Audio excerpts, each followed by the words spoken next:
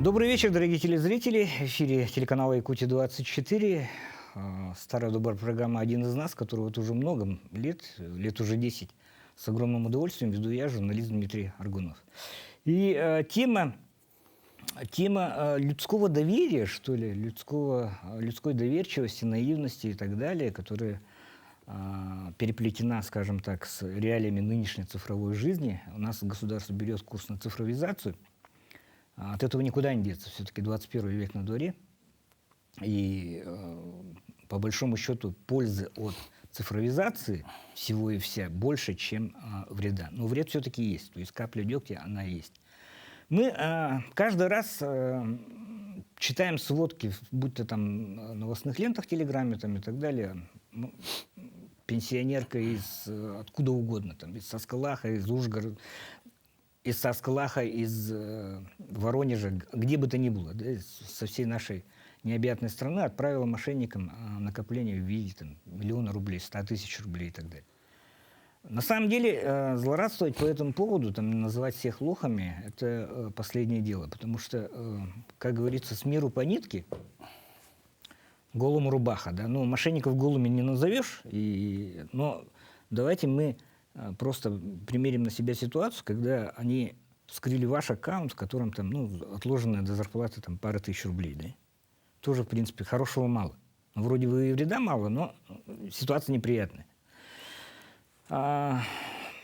Сегодняшние наши гости, давно хотел познакомиться лично с Матвеем Васильевичем Алексеевым, майором полиции, который работает конкретно в сфере кибербезопасности. И один из экспертов, постоянных экспертов, с которым мы взаимодействуем, это Песлигин Андрей Юрьевич из группы ВТБ. Тоже, скажем так, не последнее слово может сказать по части безопасности ваших банковских аккаунтов и так далее. Давайте начнем. Смотрите, я буду как агрегатор неких вопросов, да, от населения, которые поступают. Мы встречались в мае, да, где-то в мае встречались, там коллеги Матвея Васильевича озвучивали цифру 76 миллионов, что ли, переведенных добровольно. Вот это внимание, добровольно, да, на счета мошенников.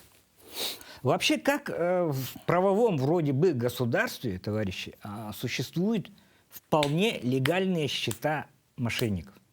Вот как это понять? Ну, здесь, наверное, надо сказать с нашей стороны.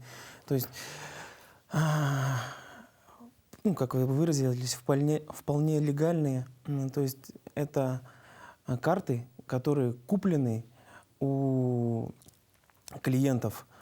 Соответственно, ну, это могут быть, да, клиенты, которые там без определенного места жительства, да, главное, чтобы у них был паспорт, да, они, грубо говоря, отмыли человека, привели его в банк, он получил эту карточку, да, ну и, соответственно, карта у него изымается, и уже впоследствии картой пользуются мошенники, да. Вот, также есть такая категория граждан, как студенты, ну, там, да, лица, которые где-то, ну, не работают, то есть у них нет постоянного заработка, и на таких людей выходят, да, там, тоже через мессенджеры, да, Telegram, там, WhatsApp и тому подобное, да, там, подработка и тому подобное, и предлагают им, соответственно, продать свою карту, там, 5-10 там, тысяч рублей, то есть, ну, это уже в зависимости от жадности. Вот. И люди, многие идут на это, продают свои банковские продукты, получается, передают свои карты, ну и уже мошенники, пользуясь этими картами, осуществляют, ну, переводы на них, да, денег потерпевших, ну и, соответственно, потом идут сразу снятия. Вот. Банк со своей стороны, конечно, таких людей выявляет, блокирует им счета, да, когда, ну, подозрительные операции, да, то есть карта только, может быть, сказать, ну, открыто, да, и тут сразу ей падает, например, там 500 000, да, и тому подобные денежные средства. Вот. Вот. То есть карту, которая применяется... Можно сказать, она же легальная. Ее открыл человек, который, ну, действительно существует, да, у него есть паспорт, то есть это гражданин Российской Федерации.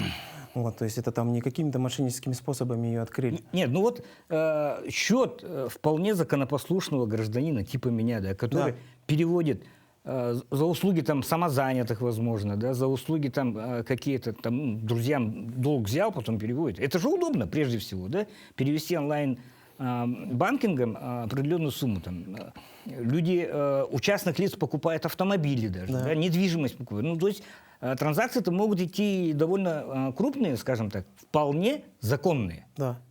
То есть, а чем счет, который вот, в преступных целях, он, получается, ничем не отличается от Нет, счетов обычных граждан, да? нет, конечно. Ну, то это, да, это обычный гражданин, который... Там не стоит там красная лампочка и говорит: о, внимание, вы собираетесь там. Ну, когда человек приходит в банк, мы же не можем сказать, что там, да, это сидит уже там потенциальный да, человек, который будет способствовать мошенническим действиям. У него же не написано это на лице. То есть для банка это обычный клиент. Обычный клиент. Матвей Васильевич, согласитесь, было бы легче, если у вас, ну, по этой части, да, потому что у вас, помимо, скажем так, задач по сбережению граждан, да, еще и другие задачи стоят, которые касаются, скажем так, цифровой безопасности государства. Да. Согласитесь, что у вас вот не будь этих действий кратно меньше, да, вернее, будь этих действий кратно меньше, мошеннических действий, у вас работа была бы, ну, скажем так, полегче в этом плане. Да? Вообще, как у нас по республике статистика? Говорят, что у нас очень хорошо по сравнению даже с Амурской областью, там, с Хабаровским краем и так далее, ну, остаточные счета выглядят. Да, все верно. Вообще среди 89 регионов Российской Федерации Республика Саха-Якутия, Министерство внутренних дел находится не на последнем месте в раскрытии преступлений данной категории. Здесь нужно понимать, что вообще за всем этим стоят целые армии мошенников, которые оснащены достаточно эффективно и хорошо в техническом плане. Вот, если, допустим, разделить конкретно сам механизм совершения мошеннических действий, вот, наши жители, к нашим жителям поступают звонки. Звонки вроде бы номерная емкость российская. Но на самом деле эти звонки идут из другого государства, за пределами границ. То есть мошенники, используя, вот есть такое определение, социальная инженерия, именно в контексте информационном, это когда происходит манипулирование человеком, то есть воздействует на него, и цель у них одна — выманить от него все сбережения, либо какие-то другие сведения, те же персональные данные.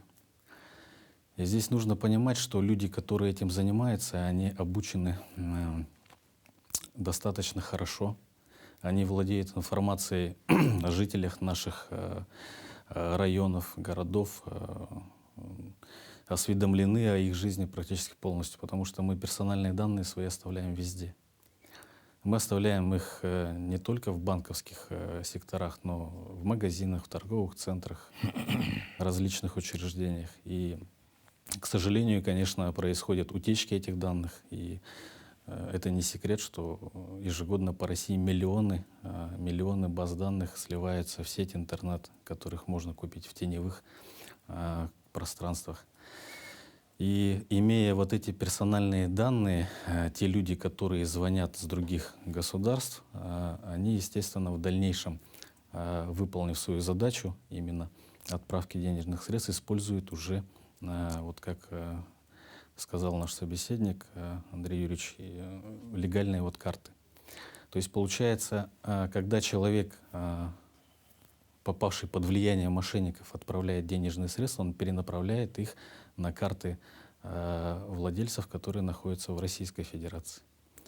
Вот. И, естественно, у банка никаких подозрений это не вызывает. Единственное, есть механизм определенный, который блокирует, замораживает эти переводы. И В целях безопасности. в целях безопасности, да, вот, к Мы примеру, все же с этим сталкивались. да, к примеру, недавно мой знакомый направлял крупную сумму денег для покупки товара, и ему заблокировали, вот ПАО ВТБ, заблокировали этот перевод, и ему нужно было ответить на ряд вопросов, чтобы его разблокировать, и денежные средства были доставлены уже получателю. Вот это абсолютно верное действие, Как он мне объяснил, вот, оператор банка грамотно, четко, последовательно задал все вопросы необходимые. И, естественно, возникает вопрос, что это за люди, которые получают денежные средства, и что они с ними дальше делают. Этих людей, как правило, называют дропами. Дропы от английского слова «бросать», то есть они переводят либо на другие карты, либо их обналичивают. За эти действия предусмотрена также уголовная ответственность. Плюс к тому же, допустим, если же, в рамках профилактики можно об этом сказать, что если человек оформляет на себя карту и передает ему другому лицу для совершения мошеннических действий, то здесь наступает уголовная ответственность по статье 187 «Неправомерный оборот средств платежей». Мгм. И это преследуется. То есть по передача закону, третьему этого лицу нельзя. запрещена, по идее, да? Передача третьему лицу запрещена не в благих целях, так скажем. Жене можно. Уже не можно. Нет, жене можно, а... Близким, да. Ну, здесь как бы возникает вопрос именно от квалификации действий. Для чего он? Наши сотрудники МВД постоянно находятся в служебных командировках, задерживают таких лиц, привлекают их к уголовной ответственности. Также, к примеру, вот недавно беседа у нас была, то, что вот в одном из регионов центральной полосы Российской Федерации мы задержали ряд лиц, которые этим занимались, и они доставлены в следственный изолятор, находятся уже здесь, в Якутске. В дальнейшем уже после расследования уголовного дела они будут преданы суду, где, естественно, понесут соответствующее наказание. Этих лиц по России много. Их очень много, и у них есть определенные кураторы, которые этим занимаются. И, соответственно, над этим Министерство внутренних дел работает. Возникает также другой вопрос именно профилактической работы. Вообще, как бы, мошеннические действия, они приобрели уже, можно сказать, стихийные бедствия. Как стихийные бедствия? Их очень много. По всей России тысячи, миллионы звонков. И для того, чтобы предотвращать, необходимо проводить комплекс профилактических мероприятий. На сегодняшний день в профилактике принимают участие не только МВД, но и все органы государственной власти, в том числе муниципальное образование.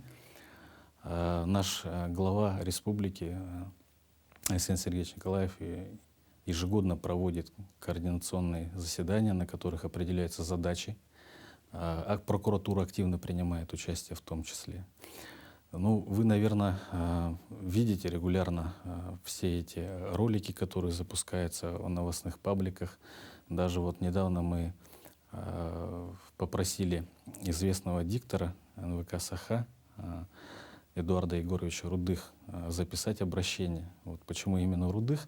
Потому что здесь как бы в большей степени доведение правдивой и нужной информации. Ну, он официальный голос. Да, потому что его голос известен практически каждому жителю республики. Вот я даже по себе помню, когда еще был ребенком, мы с моей Абя смотрели по вечерам канал и ждали, когда он своим бархатным голосом начнет вещать, поздравлять. И когда человек слышит его голос, он уже невольно прислушается все равно, что говорит Эдуард Егорович. Вот. А он доводит правдивую информацию, что те же инвестиции — это серьезная проблема. Инвестиции — это всегда риск.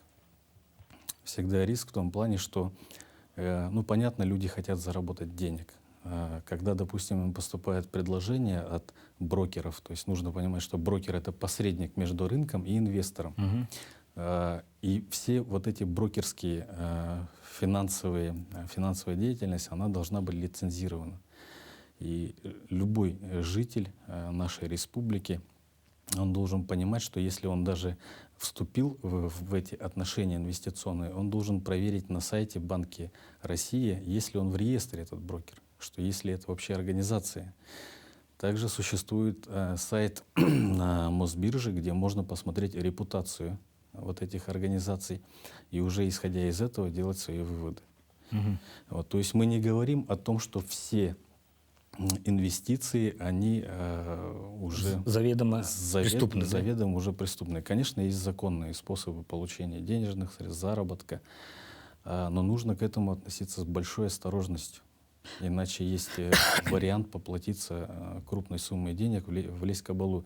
И вот бывают случаи, Мы ежедневно изучаем материалы по фактам совершения мошеннических действий. И при изучении там человек показывает, наш житель, гражданин, что я вступил в отношения с брокером, его звали, допустим, Константин, он мне обещал заработок, я внес ему определенную сумму денежных средств и взамен получил там 30 тысяч. И это меня успокоило, я подумал, что действительно можно заработать на этой биржевом фонде определенные деньги. И, конечно же, в дальнейшем он уже зависим от этого брокера и отправляет все больше и больше денег. И такие отношения, они могут длиться до нескольких месяцев. И, к сожалению, суммы с каждым разом все больше и больше становятся. Здесь нужно понять и усвоить для себя, что люди, которые этим занимаются, для них нет ничего святого, абсолютно. Мы никогда не получим от них снисхождения или милосердия. Они будут высасывать все деньги, которые есть. И когда они выполнят первый этап своей работы, вот скажем так в кавычках, да, что у человека отобрали все, что возможно, они повлияют на то, чтобы он оформлял еще ряд кредитов, вгонят его в кабалу многолетнюю. И об этом нужно задуматься именно в тот момент, когда звонят. Нам звонят много раз, вам, наверное, тоже поступают звонки различные с предложениями. Ну, на сегодняшний день у нас очень много звонков поступает от службы безопасности банка, от правоохранителей, органов, и при этом телефоны реальные, то есть технологии, которые имеются на сегодняшний день, они позволяют подменивать номера. Если, допустим, человек сомневается, он никому не обращается, он может проверить этот номер на сайте официальном, и он его увидит. И таким образом уже все. Доверие будет определенное. И постоянно, регулярно, везде вещается о том, что сотрудники банков никогда не просят и не требуют переводить денежные средства на безопасный счет. Такого нет. С любого банка, если звонят, если какие-то подозрительные операции происходят, то они просят прийти с паспортом в офис банка, где уже на месте разобраться. Ни в коем случае нельзя этому доверять, нужно немедленно прекращать разговор. И бывают даже случаи, когда некоторые наши граждане знакомятся на сайте знакомств. И для того, чтобы оказать помощь, скажем так, человеку, с которым уже возникли какие-то дружеские отношения, отправляют деньги. Либо бывают случаи, когда от знакомых наших, от родственников, близких поступает СМС-сообщение о том, что я попал в беду, нужны деньги. Мошенники, они полагаются на то, что в этот момент человек, находясь в таком небольшом стрессовом состоянии, он не будет перезванивать и спрашивать, что случилось. Он сразу же отправляет денежные средства на указанный банковский счет. Матвей Васильевич, вот вы сказали СМС-сообщения и так далее. Вообще же у нас банками в том числе, да, то есть финансовыми институтами, запрещено использование любых мессенджеров, которые в основном своем являются заграничными. Да? Тоже подразделение группы, которая признана, скажем так, экстремистской у нас, очень популярная, ну все догадались о чем, да? Телеграм тот же, по-моему, все равно же он LLC имеет приставку и относится к заграничным. Вообще, когда начинают, ну, недавно был случай, да, говорят, по телеграмму, говорят, названивают, прямо звонят по телеграмму, и стоит иконка республиканского банковской структуры. Да? Ну, мы можем посмеяться, которые, ну, сведущие, да, а пенсионерам и так далее, которые получают ежемесячно пенсию через вот, республиканские финансовые институты, да? Это же может и как-то в доверие внести и так далее. Вообще у нас объясните четко и один раз, что банки не пользуются мессенджерами. Ну, вот да. я прошу вот это. Это уже не раз, да, обсуждалось, что действительно, да, и сотрудники службы безопасности не звонят, да, как уже было выше сказано, и что мы не звоним через мессенджеры WhatsApp, Telegram и тому подобные.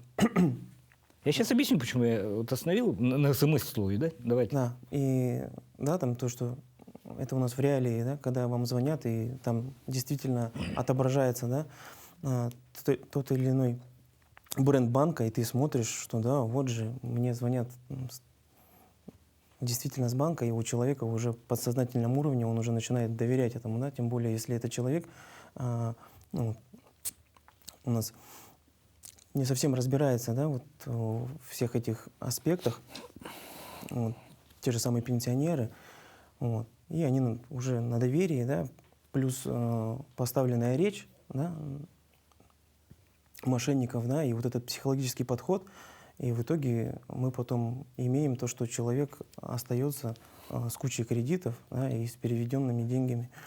Ну, вот. И, Ну, последствия более чем печальны. да, более Матвей чем Васильевич, печально. почему я сказал СМС? Сейчас же крупнейшая банковская группа, она имеет свои наработки, и помимо Яндекса и так далее, в области нейросетей. Да? И меня заинтересовало тут, вот они настаивали очень твердо, да, вот эти мошенники, со слов моего знакомого, настаивали очень четко на том, чтобы в течение 10-15 секунд он устно отказался, допустим, от какой-то операции. Голосом, да? Мы с вами, скажем так, все здесь находясь, можем, в принципе, догадываться, что 10 минут хватит для того, чтобы синтезировать голос человека. Я так понимаю, сейчас мошенники активно ищут биометрические данные, да? Понимаете, вот придет СМС, там, я попал в аварию и так далее, да? Или придет звонок, и твоим голосом скажут твоим родным, я попал в больницу, там, переведите 50 тысяч на этот. Это же возможно уже сейчас. Это возможно, и поэтому, когда поступают такие звонки, необходимо их перепроверять. Безусловно, надо их перепроверять. Звонить и спрашивать. Не стесняться. Даже, допустим, одноклассник, с которым 100 лет не виделся, поступил от него сообщение, будь то в WhatsApp или СМС, или в других социальных сетях. Нужно уточняться. Но по поводу вот голосов, у нас таких случаев зафиксировано не было, чтобы вот конкретно звонили голосом близкого человека. Пока еще не доводилось. Вот с Матвей нашими Васильевич, гражданами. прошли трехдневные выборы, да? Здесь избиратели некоторые доводили и до ЦИКа, и до всех структур, что звонил Жириновский и призывал идти голосовать. Технология уже здесь. Уже здесь, да. Ну, вот об этом, конечно же, надо говорить, об этом надо обсуждать, и людей надо призывать все равно перепроверять эти информации в любом случае. Вот даже мы неоднократно доводили до населения, что когда звонят лжесотрудники банков, с ними вообще не стоит вступать в разговор, потому что они записывают, допустим, если человек диктует, там, допустим, вас зовут Петров Федор Иванович, да, меня зовут Петров Федор Иванович. Они эти моменты могут записывать и использовать уже для оформления последующих кредитов. Вообще не стоит вступать с ними в разговор, абсолютно. Нужно прекращать. То есть наиболее безопасный способ – это буквенный чат в приложении любого банка, да, получается? Да, чат-бот. Ага.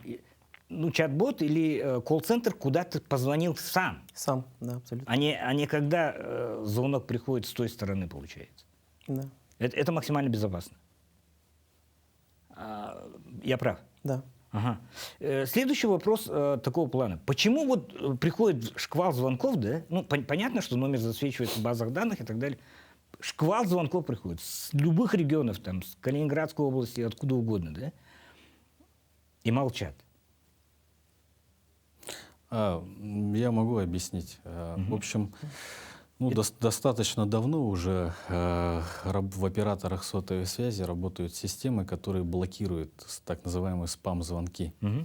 То есть это одно из условий лицензирования операторов сотовой связи. То есть, по сути, мошенники до вас дозваниваются, звонок проходит, но он блокируется именно этой системой. Это, то есть, работа идет на профилактику. Вот. И то есть они могут молчать, если вы, допустим, перезваниваете, там уже вызов не срабатывает. Но это все как бы работа операторов сотовой связи по недопущению переговоров мошенников с гражданами. Вступление в отношения Да. какого-нибудь Да, плана. эта система, она блокирует. А это не просто банальная перепроверка, там, живой номер или не живой номер. В принципе же может быть такое тоже. То есть получили они базу, там, номер, реальный человек на том конце провода есть или нет, в принципе, позвонили, опа, есть, оказывается. Но здесь мошенники, они не сидят, как вот в нашем понимании, открывают справочники и звонят. Это все делает компьютер. Программа. Программа, которая просто отправляет дозвон. Если человек отвечает или первое слово говорит, там, допустим, да, слушаю, все, тогда автоматически идет подключение к мошеннику. Это происходит так.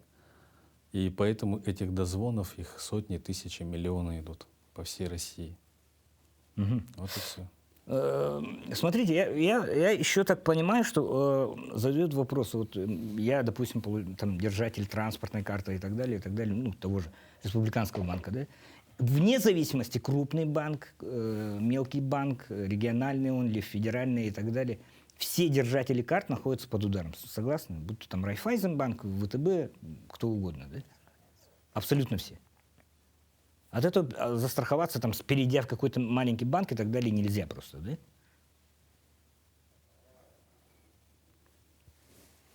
Есть же логика такая, допустим, у зеленого, скажем, представителя банковской сферы, там, абонентов 15 миллионов, да?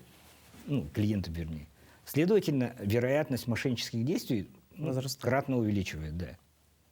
То есть там из 1000 человек 100 тысяч попадутся, да, 900 отсеется.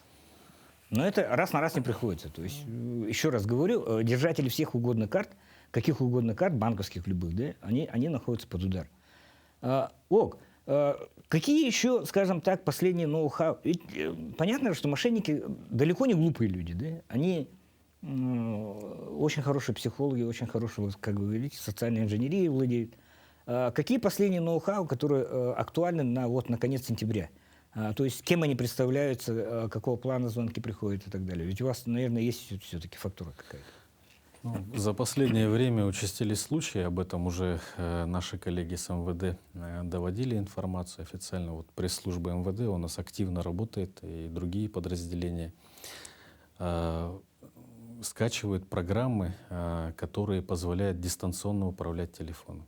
То есть, допустим, вам звонят лжесотрудников банков и прочих учреждений уполномоченных и говорят, что вот на ваш счет покушается, мошенники хотят оформить на вас кредиты. Для того, чтобы этого не допустить, необходимо скачать приложение Русдеск.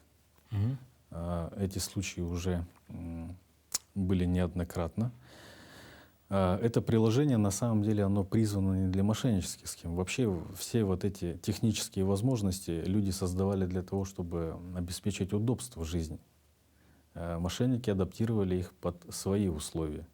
И когда гражданин скачивает это приложение, Русдеск и много других, то есть суть в том, что это приложение позволяет дистанционно управлять вашим смартфоном. Они уже могут проводить любые манипуляции, целью которых будет являться хищение денежных средств. Как проверить смартфон на наличие, скажем, подобного рода зловредных программ? Ну, необходимо самостоятельно проводить ревизии. Вот у любого человека есть список приложений, в которых можно проверить. Вот это приложение Додо Пицца, например, это приложение для такси. Ну, и если они видят, что есть какие-то сторонние программы, то, естественно, их надо удалять. И ни в коем случае по рекомендации тех, кто звонит, что-либо скачивать нельзя категорически. Иначе вы просто открываете ворота. Открыли ворота, это, по сути, вот как принцип троянского коня. Впустили его в свой смартфон, и он уже за достаточно короткое время проведет столько манипуляций, что человек пострадает, и притом надолго.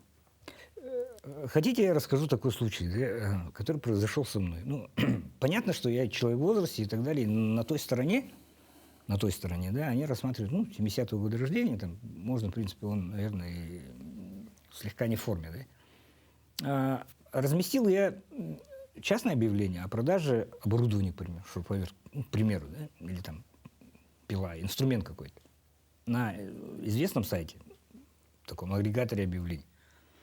Звонят абсолютно здравым голосом. Да? Вот у меня там историю рассказывают. У меня там небольшое предприятие, там, занимаюсь тем же, что и вы, в принципе, да, деревообработкой. Для таких задач там пойдет, не пойдет. Давайте я вас куплю, да. Ну, скиньте немножко, говорят, там рублей, хотя 500. Ну, я говорю, хорошо, у меня уже задача продать инструменты. Он говорит, а можно я, говорит, с расчетного счета переведу?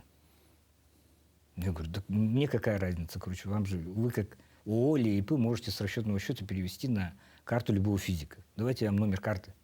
И вот я тут говорю, номер карты продиктую, вы туда кинете. Не счет, заметьте, да, не номер счета, а номер карты. Он говорит, хорошо, я, говорит, бухгалтеру скажу, что платежку составил. Это. Через час перезванивает, говорит, ну вот это, говорит, извиняюсь, тупая бухгалтерша наконец составила платежку, но ее надо перепроверить. Сейчас придет вам СМС. Опять же, я стою с задачей продать быстрее этот, скажем так, и получить какую-то выгоду. Да?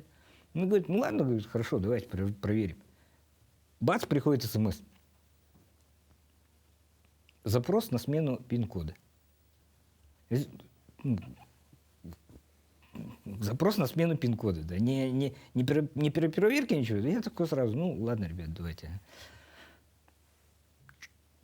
В 3 минутах, какой минуте, в одном шаге я был от того, чтобы, скажем, дать им просто вероятность, еще раз, вот, в пылу ситуации продать инструмент и так далее.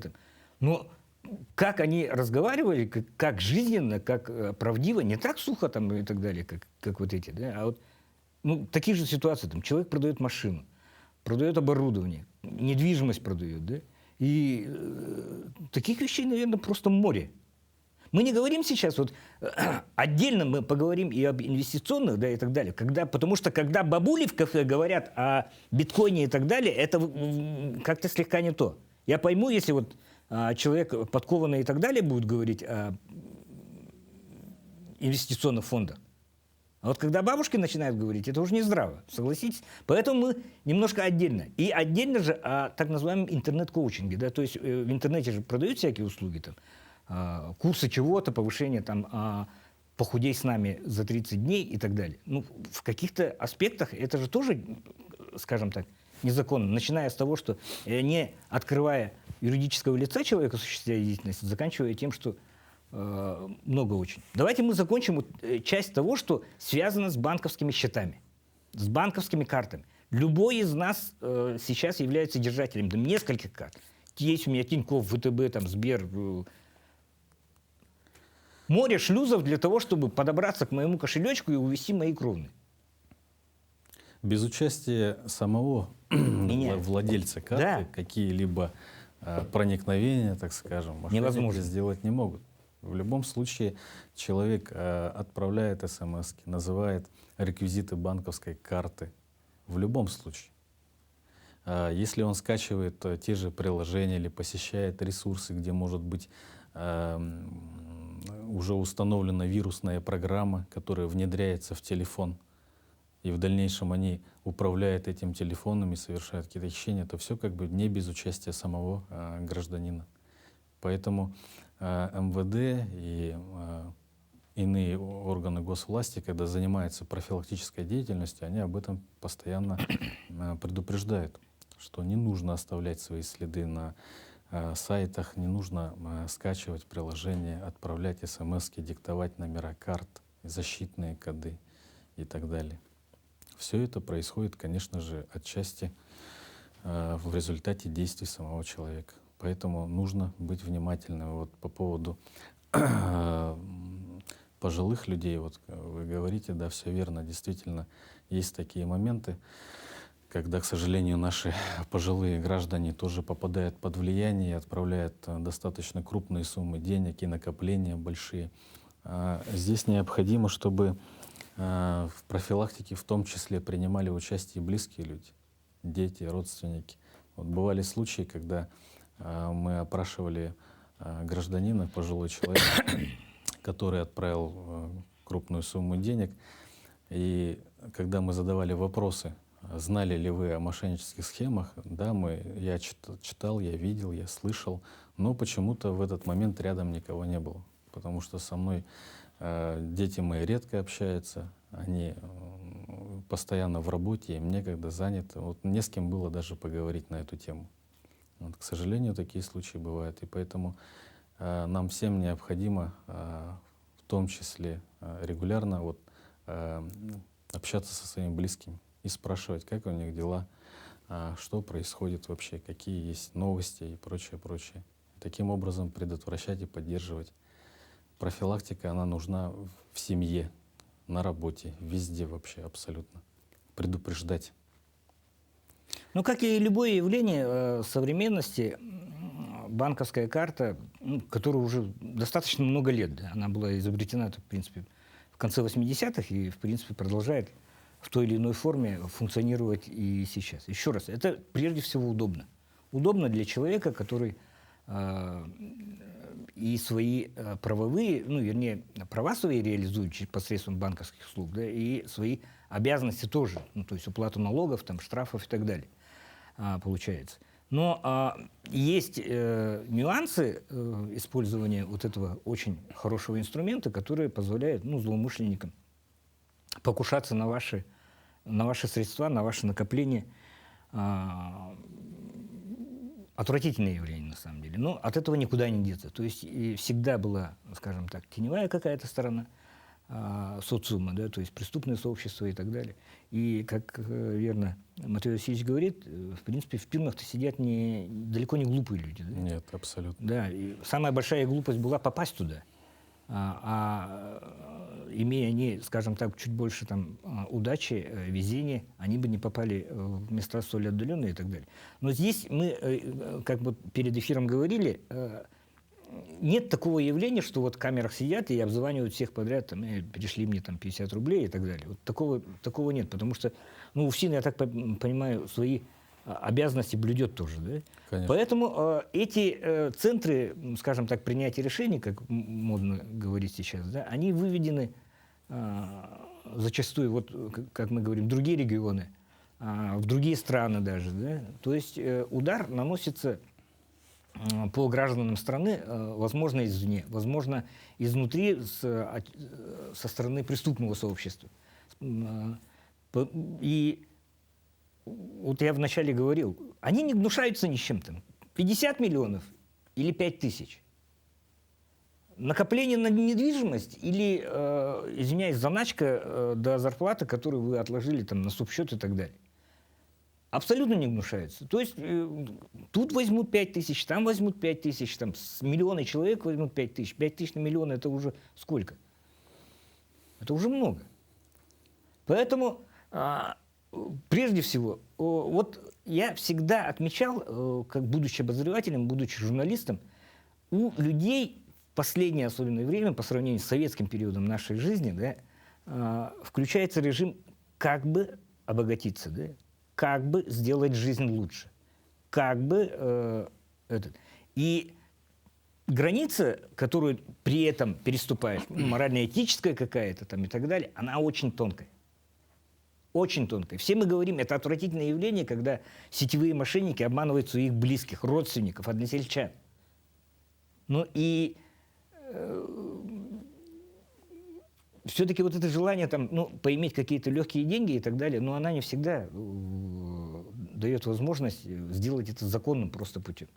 Поэтому такого плана, еще раз, наверное, мы и со стороны финансовых учреждений, и со стороны правоохранительных органов не успокоимся, пока каждая бабушка не поймет, что вступать через мессенджеры в отношения с предполагаемыми мошенниками и так далее не стоит. Брать звонки не стоит. Делать какие-то действия, там, кому-то отсылать свои данные не стоит. Пока вот эти до автоматизма не дойдет, согласитесь, наша с вами жизнь будет как-то не до конца прожитой. Да?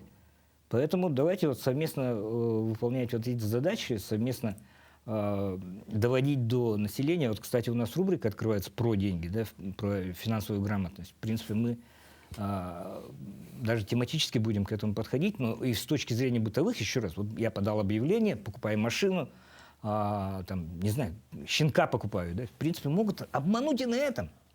Ребенку щенка покупаешь, могут обмануть на этом. Не на какой-то левый счет отправишься, все, потом, какой щенок.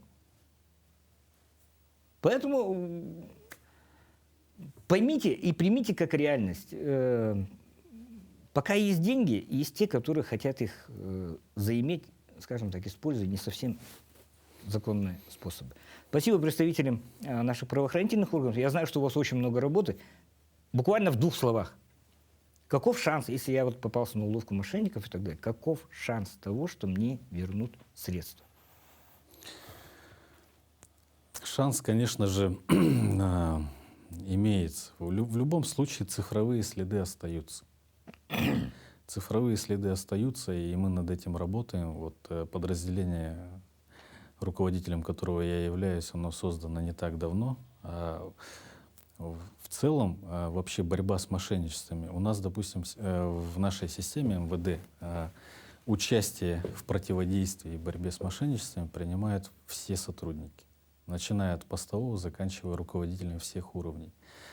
Мы все над этим работаем комплексно. И когда совершается преступление в этой сфере, подключаются все службы. Каждый по своей компетенции отрабатывает. Естественно, это занимает время. Раскрыть мошенничество за 1, 2, 3 дня — это невозможно. Необходимо осуществить подготовительные мероприятия и выезжать туда, куда следует выехать, и отработать. В дальнейшем, когда мы выезжаем, наши коллеги с уголовного розыска, с других подразделений, следственные органы, естественно, мы работаем над тем, чтобы возместить ущерб. То есть всех приспешников в этих организованных преступных формах, которые принимают участие, с них все равно возникает спрос.